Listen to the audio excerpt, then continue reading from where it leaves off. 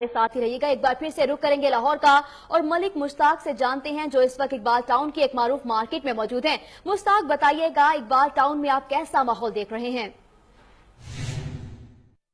जी बिल्कुल मैं मौजूद हूँ जी लाहौर की एक मशहूर शॉपिंग मार्केट में, जहाँ पर ईद की खरीदारी के हवाले से लोगों की एक बहुत बड़ी तादाद यहाँ पर मौजूद है। ईद खरीदारी के लिए जहाँ खवातीन यहाँ पर मौजूद हैं, वहीं मर्द हजरात भी किसी से कम नहीं हैं। यहाँ पर आने वाले लोग जो मर्द हजरात हैं वो अपनी पैंट्स, जूते, शर्ट्स वगैरह खरीदने में मसरूफ हैं। हमारे साथ एक खरीदार मौजूद हैं, आइए इनसे जानते हैं। जी बताएं।